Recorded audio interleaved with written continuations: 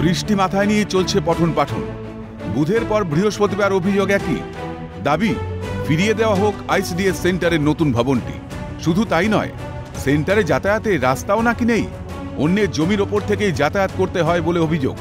ছবিটা মুর্শিদাবাদের খয়রামারির ৩১৯ নম্বর হালদার পাড়ার অঙ্গনওয়াড়ি কেন্দ্রের। রাস্তার অভাবে যেতে পারে না পড়ুয়ারা, এমনই চাঞ্চল্যকর অভিযোগ জলঙ্গির ব্লকের খয়রামারি অঞ্চলের হলদারপাড়া ৩১৯ নম্বর আইসিডিএস সেন্টারে।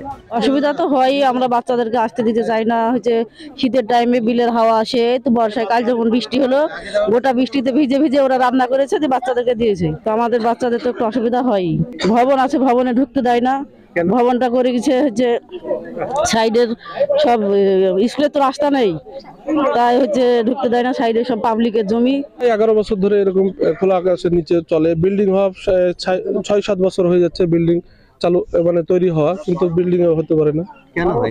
কেন হয় না? রাস্তার সমস্যা। এখানে রাস্তার সমস্যার কারণে হয় না।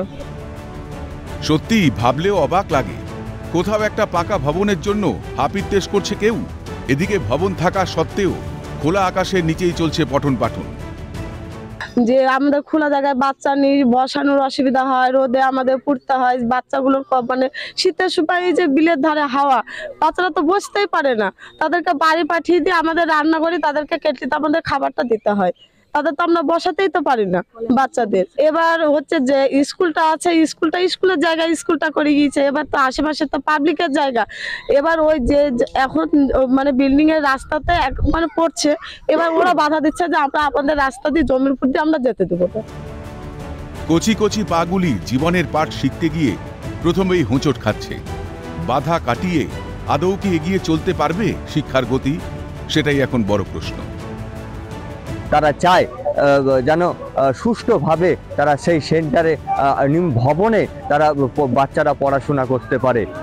মুর্শিদাবাদ থেকে ক্যামেরায় রাকেশের সঙ্গে বিশ্বজিৎ কর্মকার, ক্যালকাটা নিউজ।